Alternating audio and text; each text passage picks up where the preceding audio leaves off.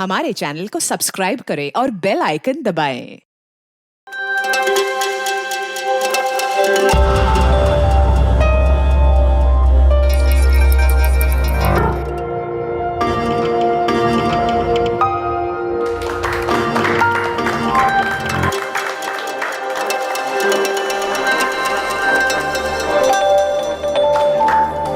I love you, माला।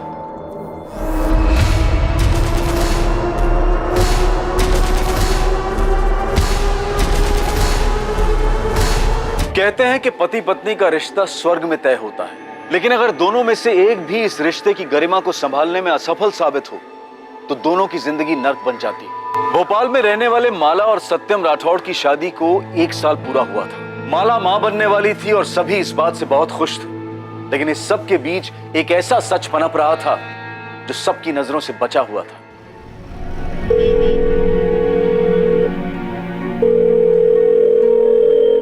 जिस number से आप संपर्क करना चाहते हैं वो अभी जवाब नहीं दे रहा है। माला, दूध पी ले और नाश्ता कर ले। माँ, सुबह सुबह दूध नहीं, चाय दे दे। हड्डियां कमजोर हो गई हैं तेरी, बच्चा कैसे जनेगी? ये सत्यम भी ना अभी तक सो रहा होगा। माँ, इसीलिए मैं घर छोड़ के नहीं आती। आज फिर उसे पक्का लेट होगा ऑफिस जाने में। बच्चा नहीं है वो, उठ जाएगा। तू अपना ध्यान रख, दूध पी ले और नाश्ता कर ले और थोड़ी देर आराम कर ले। नहीं माँ, उठेगा तो फिर फोन करके बोलेगा कि उठाया क्यों। एक तो इसने परेशान करके रखा है, ऊपर से सत्यम। पता नहीं बड़ा कब होगा ये लड़का। हो जाएगा, तू नाश्ता कर ले।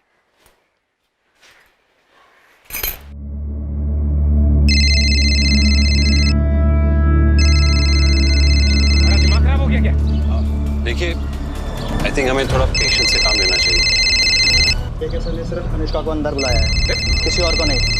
ठीक मैम, आप जाइए। मैं आती हूँ।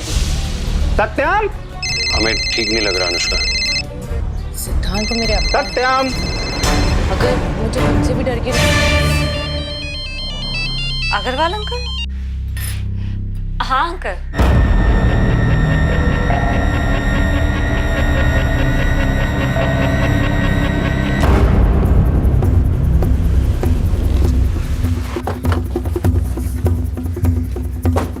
हटिए, पीछे हटिए।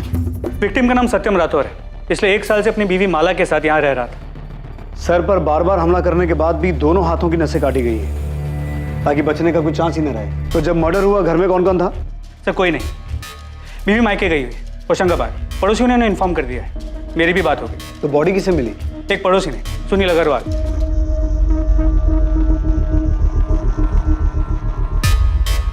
ये अंगूठी? सर शायद इसी की है, उंगली पे अंगूठी का निशान है। सो बीवी मायके गई है तो रोकने वाला भी कोई नहीं होगा। हो सकता है शराब ज्यादा हो गई, कहा सुनी बढ़ गई हो। पड़ोसियों से पता करो, कल रात किसी ने झगड़े की कोई आवाज सुनी थी या फिर घर में किसी को आते जाते देखा हो? सर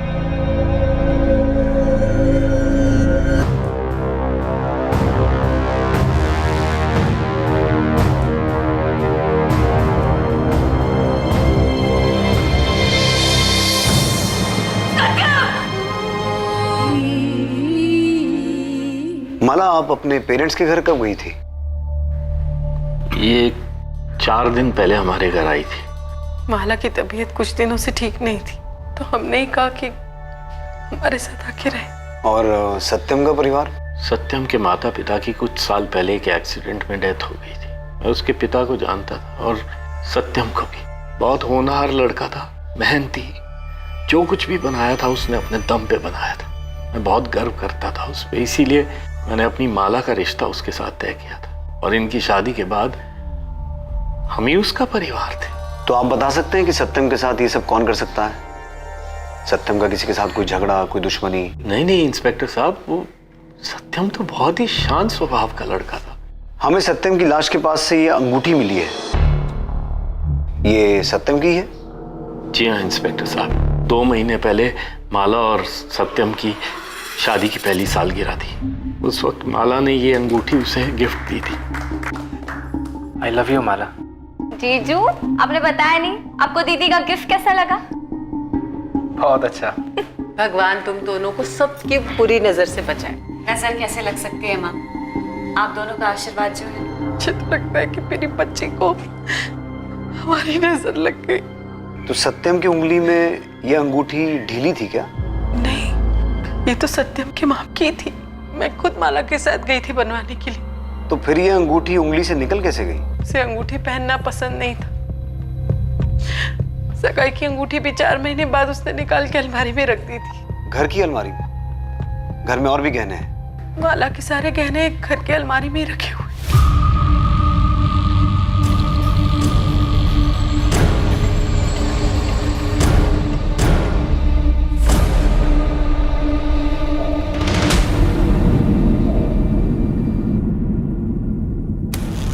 ये सत्यम की सगाई की अंगूठी है। आप हमेशा ये गहने घर पे रखती हैं? जी।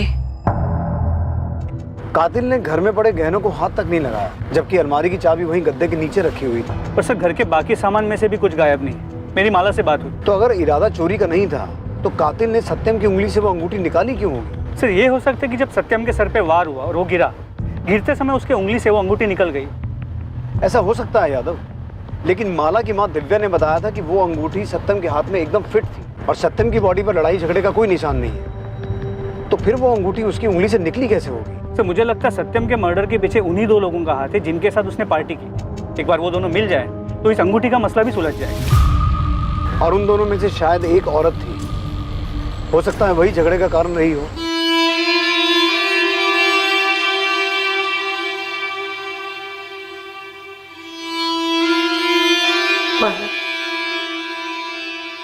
तूने सुबह से कुछ नहीं खाया। चाहकर भी खुद को यकीन नहीं दिला पा रही हूँ माँ कि सत्यम अब नहीं रहा। किसी ने उसे हमसे छीन लिया है। ऐसा क्यों हुआ माँ?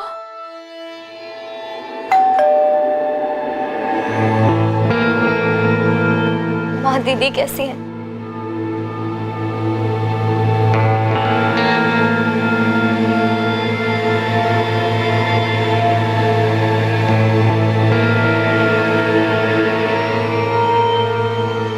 सत्यम के कॉल लॉग्स के हिसाब से 11 सितंबर को शाम 7 बजे उसने पारुल आपको फोन किया था। हाँ, सत्यम जीजू का कॉल आया था। क्या बात हुई थी?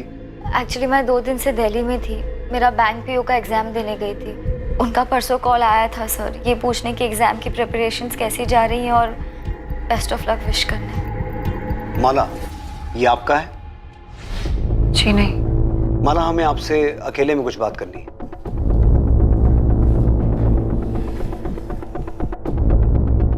आपने बताया था कि आप कुछ दिन पहले अपने पेरेंट्स के घर गई थी। तो पेरेंट्स के घर जाने से पहले आपके सत्यम के साथ संबंध बने थे? ये सब क्या पूछ रहे हैं सर आप? इसका सत्यम के खून से क्या लेना देना?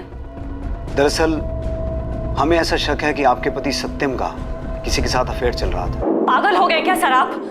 कुछ भी कह रहे हैं? अरे एक कॉम्पैक्ट क्या मिल गया आपको? आपको लगता है कि उनका अफेयर चल रहा था किसी औरत के साथ? मेरे पति मुझसे बहुत प्यार करते थे सर, और मैं भी। मर्डर हुआ है उनका। उनके खूनी को ढूंढने की बजाय आप उन्हीं के कैरेक्टर पे उंगली उठा रहे हैं। आपके घर से इस कॉम्पैक्ट के अलावा हमें यह भी मिला है आपके बेडरूम के डस्टबिन से। हम आपकी कंडीशन समझते हैं, लेकिन कातिल तक पहुंचने के लिए हमारे लिए सच जानना जरूरी है।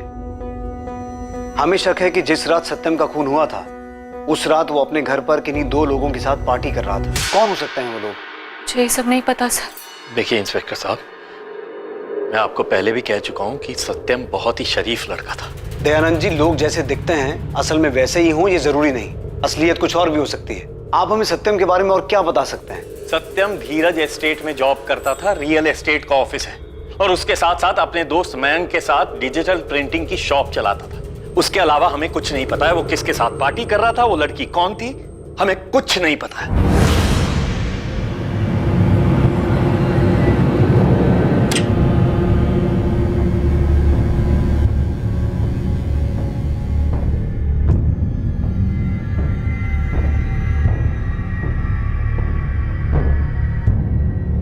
बेटा, तूने सुबह से कुछ भी खाया पिया नहीं। थोड़ा सा दूध पी ले।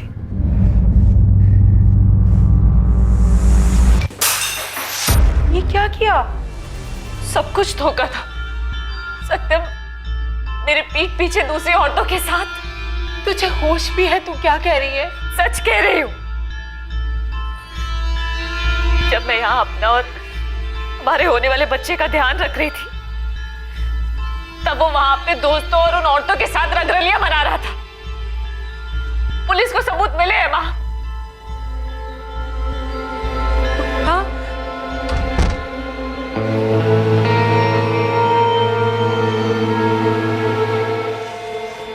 कितनी गर्मी है। अरे जीजू ला तो रहे हैं तेरी कोल्ड कॉफी। ये रहे तुम दोनों की मैंगो शेक्स। अरे पर मैंने तो कोल्ड कॉफी मंगाई थी। मैंगो शेक तो पारुल ने लाने के लिए कहा था ना। अभी इसी से मैनेज कर लो ना, ऑफिस जाने के लिए बहुत लेट हो रहा हूँ। तुम्हें अपनी बीवी की बिल्कुल भी फिक्र नहीं है, बस अपनी साली से प्यार करते हो।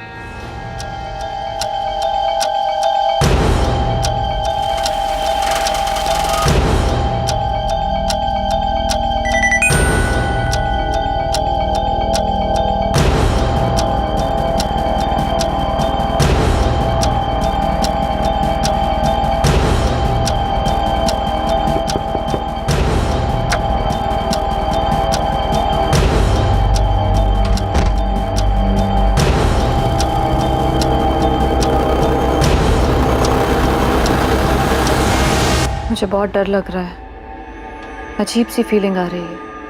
परेशान मत हो, मैंने सब प्लान कर लिया है। जी सर, सत्यम यहाँ काम करता था, बहुत ही सुलझा हुआ आदमी था, कभी किसी के साथ कोई झगड़ा तकरार कुछ नहीं। और दोस्ती, मेरा मतलब यहाँ ऑफिस में उसका कोई खास दोस्त था, कोई आदमी या कोई औरत? सर वो तो सबसे अच्छे से बात करता था, मुझे इस बारे में ज़्यादा पता नहीं, लेकिन किसी के साथ उसे घुलते मिलते नहीं देखा। 11 सितंबर जिस रात उसका मर्डर हो, वो यहाँ ऑफिस से कितने बजे निकला था? रोज की तरह 5 बजे। वो हर रोज शाम 5 बजे यहाँ से निकलकर अपनी शॉप जाता था, फाइन क्राफ्ट प्रिंटिंग। जी सर, फाइन क्राफ्ट प्रिंटिंग मैंने और सत्यम ने साथ मिलकर शुरू की थी सर। डिजिटल प्रिंटिंग शॉप है सर। कब शुरू की थी ये शॉप? 6 महीने पहले। और तुम सत्यम को कब से जानते हो? सर हमारी दोस्ती पुरानी थी, करीब 4-5 साल पुरानी। दोस्ती अगर इतनी पुरानी है तो घर में भी आना जाना होता होगा? हाँ सर, पहले तो अक्सर साथ ही होते थे, लेकिन जब शादी हो गई तो थोड़ा आना जाना कम हो गया। तो जब माला घर पे नहीं रहती होगी, तुम लोग आपस में पार्टी तो करते होगे? हाँ सर, कभी कभी। तो फिर मर्डर वाली रात पार्टी में ऐसा क्या हुआ था तुम दोनों के बीच कि तुमने सत्यम को मार ही दिया? ये आप क्या बोल रहे हैं सर? उस रात मैंने उसके साथ कोई पार्टी नहीं की। इनफैक्ट मैं 1 महीने पहले आखिरी बार उसके घर गया था, और मैं उसको क्यों मारूंगा सर? वो मेरा दोस्त था। लेकिन मयंक, आंकड़े यही बताते हैं कि आखिर में दोस्ती दुश्मन निकलते हैं। मुझे सच सच बताओ, तुम्हारी प्रिंटिंग की दुकान को लेकर आपस में कोई झगड़ा था? सर ऐसा कुछ नहीं था, और ना ही मैंने कुछ किया। दूसरी बात यह है सर कि सत्यम माला भाभी को कभी धोखा दे ही नहीं सकता। सत्यम तो माला भाभी पे जान छिड़कता था, और वो कभी नहीं चाहता था कि माला भाभी को किसी चीज की कमी महसूस हो। इसीलिए वो जॉब के साथ साथ बिजनेस बढ़ाने में भी लगा था। मर्डर वाली रात 11 सितंबर को सत्यम कितने बजे निकला था दुकान से? वैसे तो वो रोज 10 बजे निकलता था, उस दिन उसको कुछ काम था तो 7 बजे निकल गया था। क्या काम था? ये तो पता नहीं सर, उसने किसी को कॉल किया और वो निकल गया।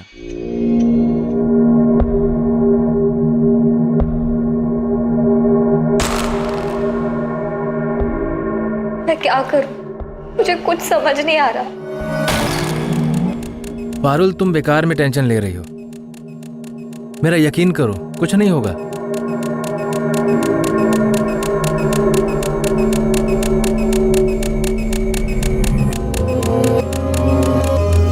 सर, सत्यम राठौर के कॉल रिकॉर्ड्स और मोबाइल लोकेशन डिटेल्स आ गई।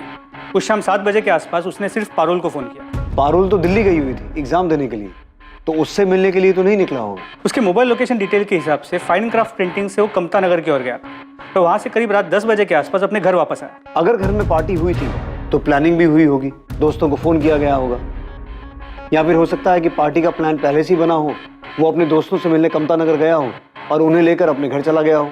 इस सत्यम का बैकग्राउंड चेक करने के लिए मैंने एक आदमी को काम पे लगा दिया। वो कहाँ जाता था, क्या करता था, ये सभी डिटेल्स जल्दी मिल जाएंगी। गुड।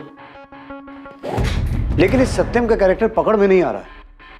एक तरफ बीवी कह रही है कि बहुत प्यार करता था, और दूसरी तरफ बीवी के घर से जाते ही ऐसी पार्टीज करता था जिसके बारे में किसी को कुछ पता ही नहीं। सर एक बात और, अपने क्लाइंट्स, ऑफिस स्टाफ और फैमिली के अलावा हाल फिलहाल में इसकी किसी अमन सैनी से 1-2 बार बात हुई।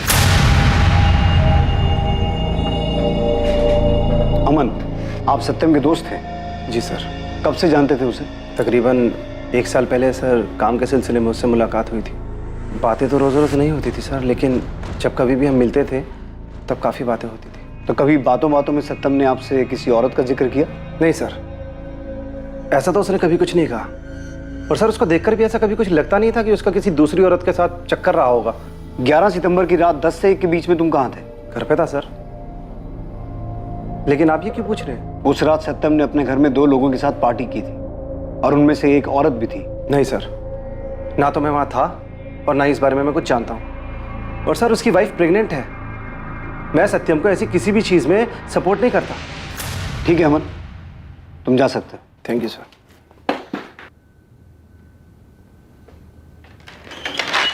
सर, वो भुवन है, आपसे मिलने के लिए बोल रहा है। हाँ भुवन, कोई काम की खबर लाया तो बोल। जी साहब, बिल्कुल पक्की खबर है। ये अपना सत्यम काफी शौकीन आदमी था। महीने में कई बार लाल मंडी के चक्कर लगाता था।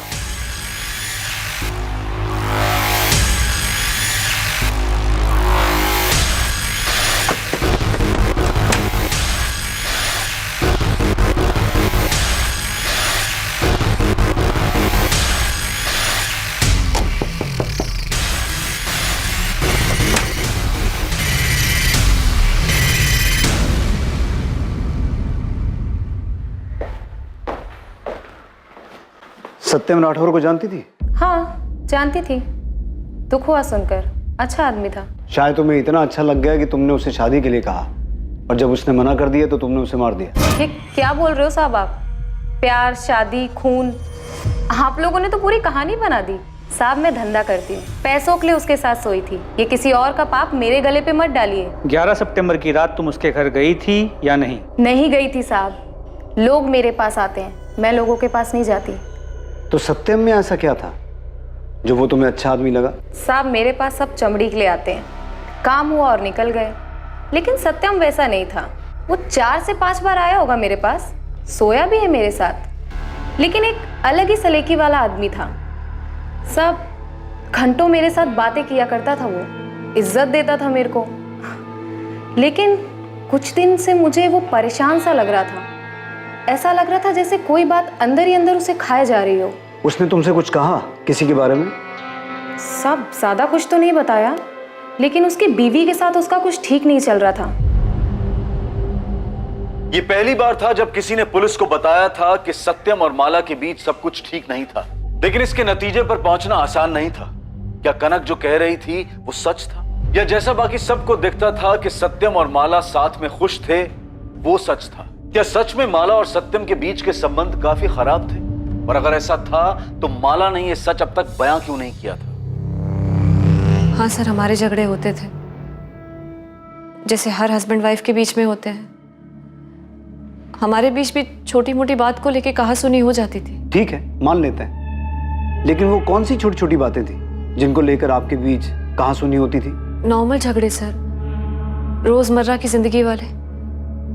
जैसे कपड़े बेड पे पड़े हैं, सामान बिखरा पड़ा है, मेरा टोकना उसे पसंद नहीं आना। माला जी, मैं अच्छी तरह से जानता हूं कि आप कुछ छुपा रही हैं। आपका पति प्रोस्टिट्यूट के पास जाता था। जब आप घर पे नहीं रहती थी तो वो किसी दूसरी औरत के साथ था, और आप कह रही हैं कि आपकी मैरिड लाइफ नॉर्मल थी। देखिए, कुछ बताना है तो बता दीजिए, बाद में कहीं ऐसा ना हो कि वक्त ना रहे बताने के लिए। सर, मेरी और सत्यम की अरेंज मैरिज थी। मेरे पापा सत्यम को बहुत पहले से जानते थे, उसे बहुत पसंद करते थे। मुझे भी सत्यम बहुत पसंद था। शादी के 6 महीने तक सब ठीक चल रहा था सर। फिर धीरे धीरे सत्यम में अजीब सा बदलाव आने लगा। पैसे को लेके अजीब सा लालच आ गया था उसमें। सर, मैं बिजली विभाग में काम करती हूँ। मेरी और सत्यम की सैलरी मिला के घर आराम से चल जाता था। लेकिन सत्यम को बहुत जल्दी बहुत आगे बढ़ना था। फाइन क्राफ्ट प्रिंटिंग को बहुत बड़ा बनाना चाहता था।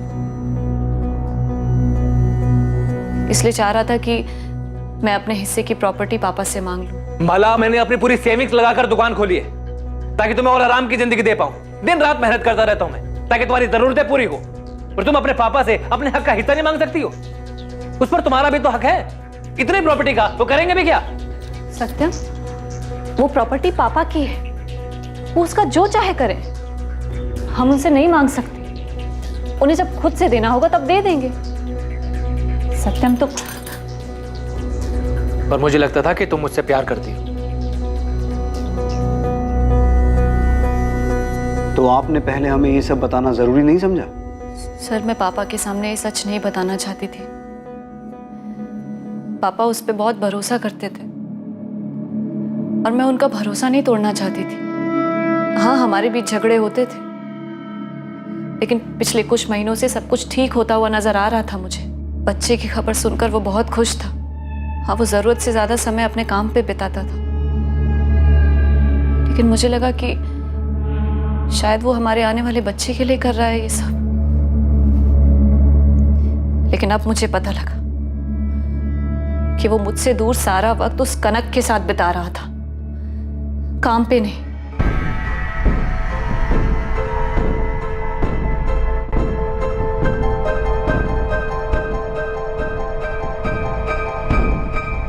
मुझे बहुत डर लग रहा है। पुलिस अभी सिर्फ माला दीदी से पूछताछ कर रही है, लेकिन अगर उन्होंने घर के लोगों के बारे में पता लगाना शुरू किया तो सारा सच सामने आ जाएगा। मुझे कुछ समझ नहीं आ रहा मैं क्या करूं। सर, सत्यम मर्डर केस में जितने भी एविडेंसेस मिले थे उनकी फोरेंसिक रिपोर्ट आ गई। अजीब बात यह है कि जो 3 विस्की के ग्लासेस मिले थे उनमें से सिर्फ एक पर फिंगरप्रिंट्स मिले, वो भी सत्यम के। बाकी के दोनों ग्लासेस बिल्कुल क्लीन है, कोई फिंगरप्रिंट्स नहीं। वो बाकी के जितने भी एविडेंसेस थे उन पर भी सत्यम के अलावा और किसी के फिंगरप्रिंट्स नहीं मिले, ना उस कॉम्पैक्ट पाउडर पे और ना उन खाने की प्लेट्स पे। यानी कि मर्डर के बाद निशान मिटाए गए?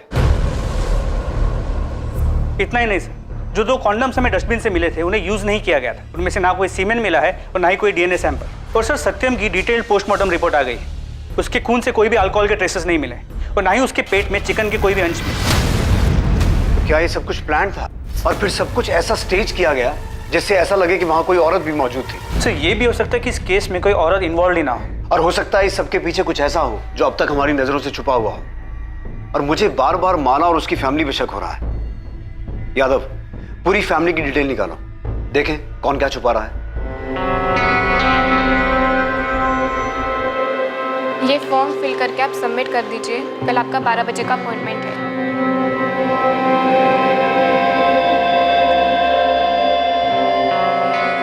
ये मेरा बच्चा है, मैं इसे कुछ नहीं होने दूंगा।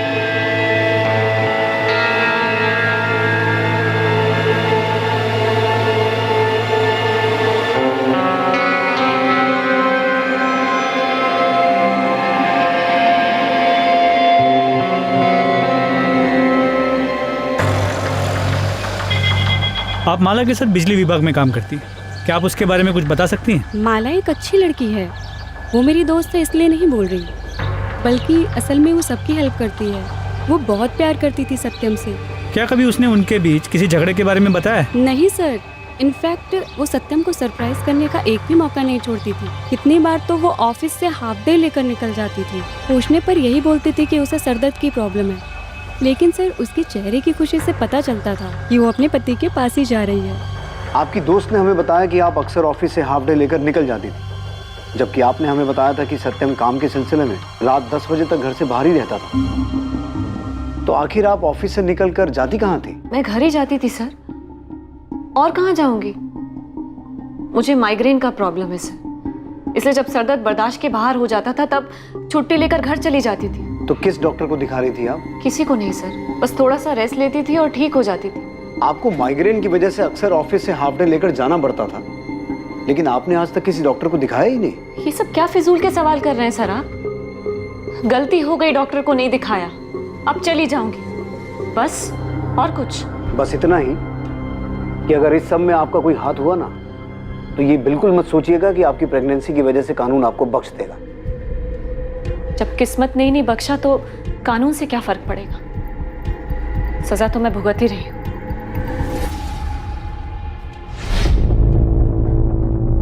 डोंट वरी, अंडर एनेस्थेशिया आपको कुछ भी पता नहीं चलेगा। ओके, आप आराम से लेटे रहिए। अगर माला को पता चल गया था कि सत्यम उसे धोखा दे रहा है तो भी माला को उसे मारने की जरूरत नहीं थी, उसे छोड़ सकती थी। अच्छे घर से, फैमिली सपोर्ट कर। माला की रिएक्शन को देखकर मैं खुद नहीं समझ पा रहा हूँ कि वो सच बोल रही है कि झूठ। लेकिन माला के अलावा सत्यम को मारने का किसी के पास मोटिव नहीं है। सर, माला और उसके फैमिली मेंबर्स के पिछले 5 महीनों के कॉल रिकॉर्ड्स।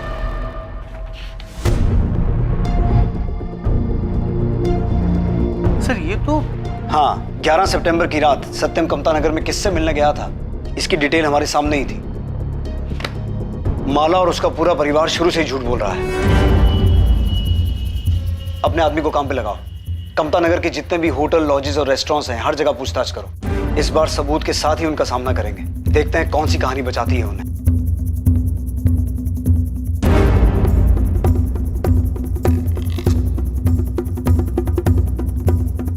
खबर पक्की है, ये दोनों कामता नगर आए थे। इन दोनों को ही देखा गया है।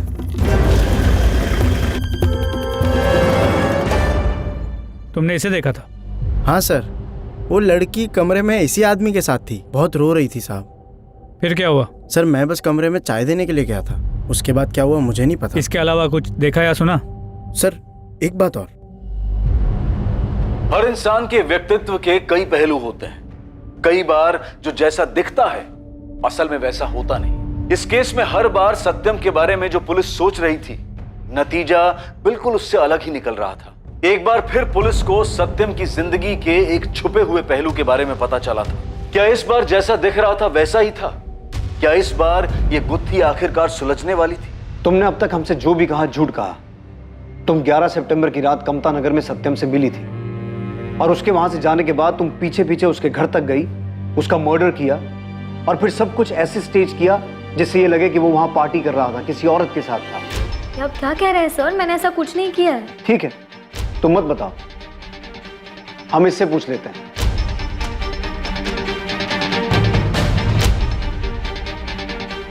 हम सच जानते हैं पारुल। ये रहे तुम्हारे फोन लोकेशन डिटेल्स। तुमने हमसे झूठ कहा था कि तुम बैंक पीओ का एग्जाम देने के लिए दिल्ली गई थी, जबकि तुम यहां भोपाल में ही मौजूद थी। और तो और तुम 11 सितंबर की रात कमता नगर के चंद्रावती लॉज में सत्यम से मिली भी थी। और हम ये भी जानते हैं कि वहां तुम अपने इस दोस्त मनीष के साथ रुकी हुई थी।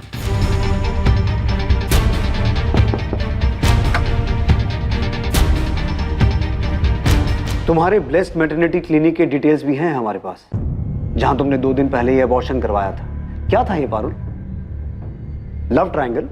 सत्यम के साथ रिलेशन बनाने के बाद तुम्हें मनीष से प्यार हो गया और जब सत्यम ने विरोध किया तो तुमने सत्यम को रास्ते से हटा दिया। वो बच्चा सत्यम का था, इसीलिए अबॉर्ट करवाया। नहीं सर, ऐसा कुछ नहीं था सर। मैं मनीष से प्यार करती हूँ और जीजू ये बात जानते थे, लेकिन मनीष मेरे कास्ट का नहीं है और पापा हमारे रिश्ते के लिए कभी नहीं मानते। और ऊपर से मैं प्रेग्नेंट हो गई सर, इसलिए मैंने जीजू को मिलने के लिए लॉज में बुलाया था। पारुल, तुम पापा को मनाओ या मैं उनसे बात करता हूँ? पापा नहीं मानेंगे जीजू, और हक कर शादी करने जितने पैसे भी नहीं है हमारे पास, और ना ही मनीष के पास कोई जॉब है।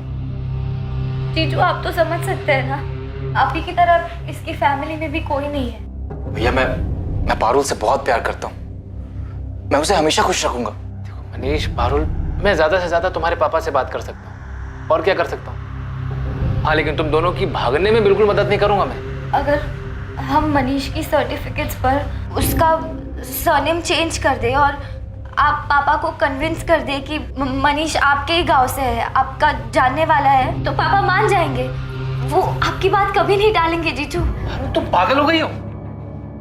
तुम माँ पापा को धोखा देना चाहती हो? अगर तुम मनीष से प्यार करती हो तो हिम्मत करके पापा से बात करो, उन्हें मनाओ। वो नहीं मानेंगे, मैं जानती हूँ जीजू। वो जबरदस्ती मेरा अबॉर्शन करवा देंगे और किसी और के साथ शादी करवा देंगे। मेरी जिंदगी बर्बाद हो जाएगी जीजू।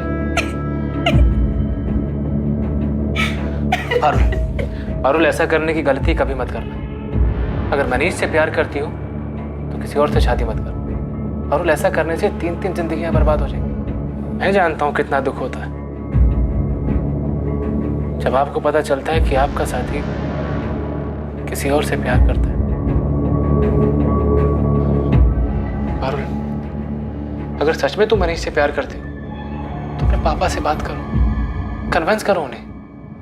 मैं तुम्हारे साथ हूं। जीजू के जाने के बाद मुझे कुछ समझ नहीं आ रहा था सर। मैं बहुत डर गई थी और घर वालों से लड़ने की हिम्मत भी नहीं थी, इसलिए मनीष के मना करने के बावजूद मैंने अबॉर्शन करवा लिया।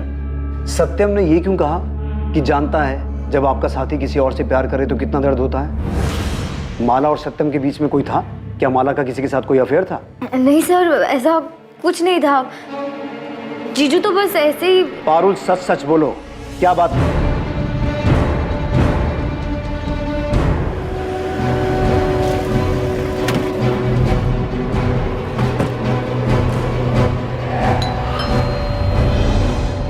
एक बात मुझे शुरू से ही खटक रही है कि जब चोरी नहीं करनी थी तो कातिल ने सत्यम को मारने के बाद उसकी उंगली से यह अंगूठी क्यों निकाली?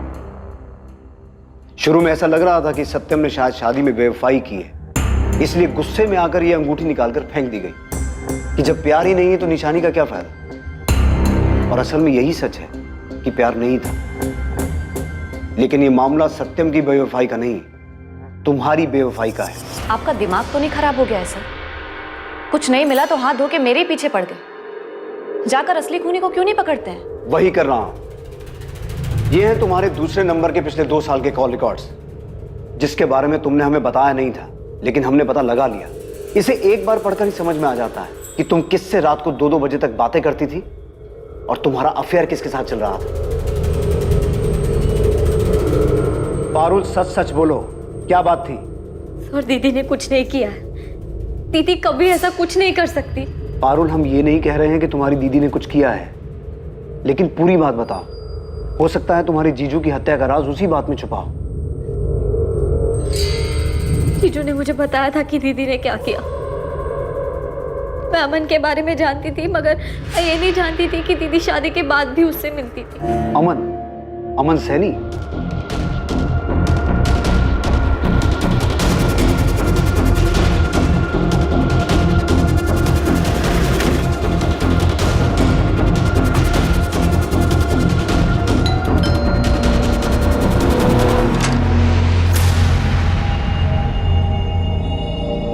हम जानते हैं माला कि तुम्हारा और अमन का पिछले 2 साल से अफेयर चल रहा था, जिससे तुम अपने इस दूसरे नंबर 444219821 से रेगुलर टच में थी। नहीं सर, ऐसा नहीं है सर जैसा आप सोच रहे हैं। अमन ने अपना जुर्म कबूल कर लिया है माला।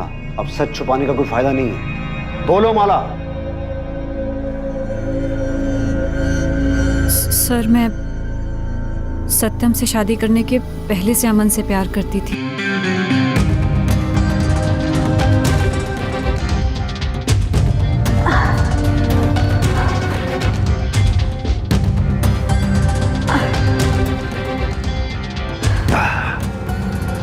अमन, पापा मेरी शादी तय कर रहे हैं किसी सत्यम के साथ। कुछ करो ना। अरे यार, मेरी खुद समझ में नहीं आ रहा कि मैं क्या करूं, कैसे उन्हें मनाऊं हमारी शादी के लिए। मेरी सारी उम्र निकल जाएगी उनकी बराबरी करने में। मुझे बहुत डर लग रहा है, अजीब सी फीलिंग हो रही है। अगर तुम मेरी मानो तो मेरे पास एक आइडिया है। क्या? तुम उस सत्यम से शादी कर लो। मैं मर जाऊंगी पर किसी और से शादी नहीं करूंगी, समझे तुम?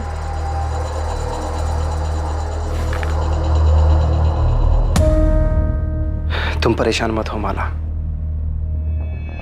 मैंने सब प्लान कर लिया है।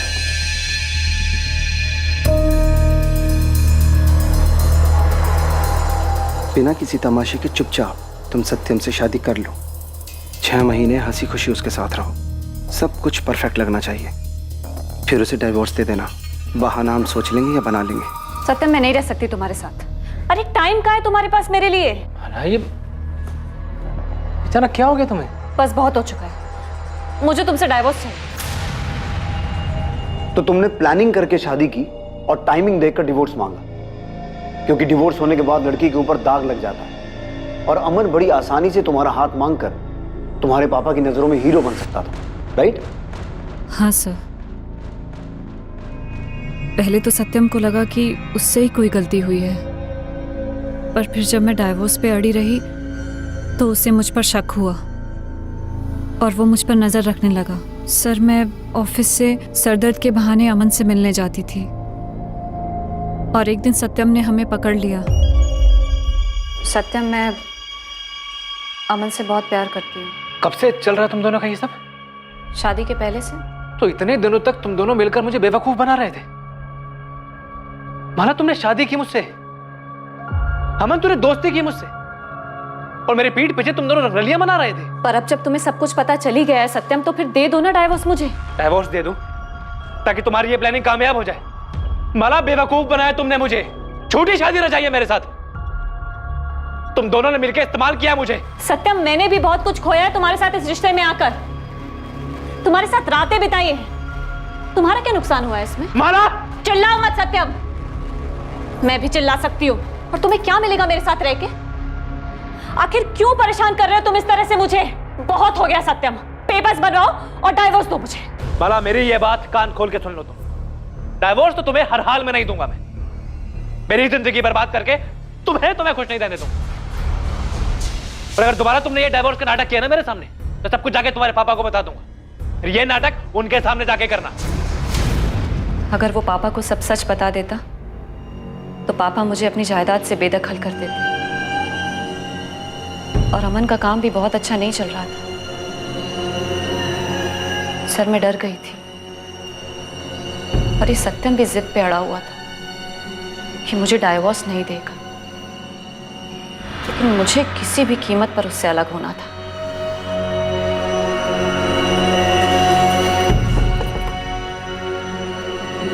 मैं मां बनने वाली हूं सत्यम।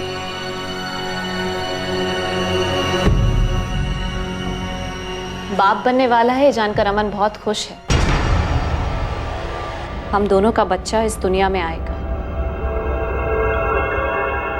हमारे प्यार की निशानी।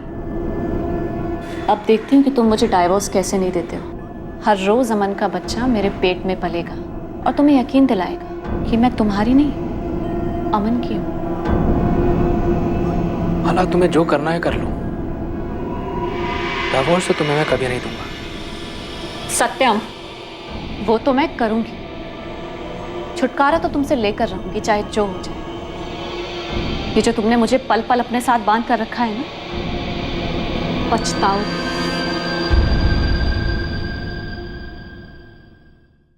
छुटकारा तो तुमसे लेकर रहूंगी, चाहे जो हो जाए। ये जो तुमने मुझे पल पल अपने साथ बांध कर रखा है ना, पछताओ।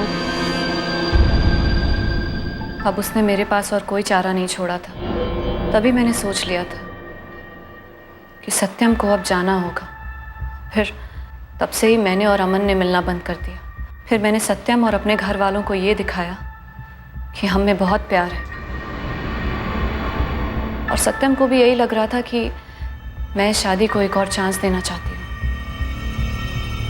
इसलिए हमारी पहली सालगिरह में मैंने उसे ये अंगूठी दी थी।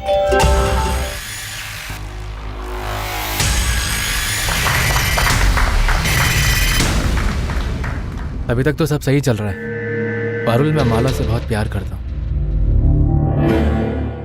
पर मुझे नहीं पता मैं इस बच्चे को अपना भी पाऊंगा या नहीं। जीजू, दीदी इस रिश्ते को और एक मौका दे रही है, आप भी कोशिश करिए प्लीज। तो पिछले 4-5 महीने में तुमने सॉलिड एक्टिंग करके पूरे ड्रामे का स्टेज सजा दिया। हाँ, मेरा दूसरा फोन मेरे पास शादी के पहले से था। हम उसी के जरिए बात करते थे। फिर मैंने ऑफिस से छुट्टी ली और 4 दिन के लिए माँ पापा के घर आ गई। फिर 11 सितंबर की सुबह अपने दोस्त के पास जाने के बहाने मैं भोपाल आई। फिर अमन के साथ सत्यम के घर गई। याद रखना, ये जो हम कर रहे हैं ना, अपने लिए और अपने होने वाले बच्चे के लिए कर रहे हैं। हमारे पास और कोई रास्ता नहीं है। उसने मुझे बहुत परेशान किया है। मुझे उसकी एक एक चीख सुननी है, समझे?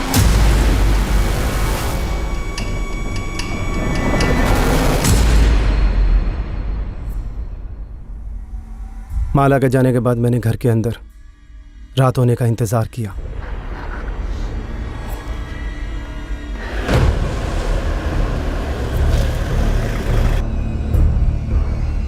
माला, लगता है वो आ गया। तुम्हें उसकी चीखें सुननी थी ना? तैयार है ना? तुझे बात अगर वो खुद मुझे डाइवोर्स दे देता तो हमें उसे मारने की जरूरत ही नहीं होती। सामने से मांग रही थी, लेकिन उस पर तो अहंकार का भूत सवार था। और तुम पर बदलेगा। सत्यम की मरते वक्त चीखें सुनना चाहती थी तुम। आखिर इतनी नफरत क्यों थी माला? उसने तुम पर कभी हाथ उठाया, तुम्हें कभी टॉर्चर किया? उसकी गलती सिर्फ इतनी थी कि वो तुम्हें प्यार करता था, तुम्हें छोड़ना नहीं चाहता था। तुम अमन के साथ रहना चाहती थी माला, अब अपने बच्चे के साथ भी नहीं रह पाओगी। बहुत कुछ सोचा था तेरे लिए, तेरे बच्चे के लिए। तूने अपने बच्चे के बारे में एक बार भी नहीं सोचा। बहुत बड़ी गलती कर दी तूने। गलती नहीं विद्या, इसने तो खेल रचा था हम सबकी जिंदगी के साथ, धोखा दिया हम सबको। किस लिए किया इतना सब कुछ? उस 2 टके के लड़के के लिए या मेरी जायदाद के लिए? आज शर्म आ रही है मुझे तुझे अपनी बेटी बुलाते हुए। तुझे अपने बच्चे का ख्याल एक बार भी नहीं आया? ये क्या कर दिया तूने?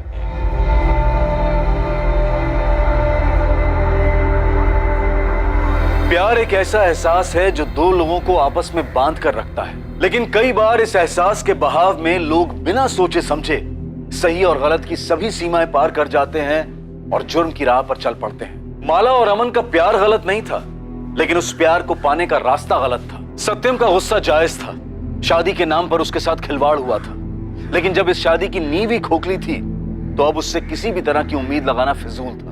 अच्छा होता अगर सत्यम ये समझकर इस रिश्ते से अलग हो जाता और अपनी जिंदगी को एक दूसरा मौका देता।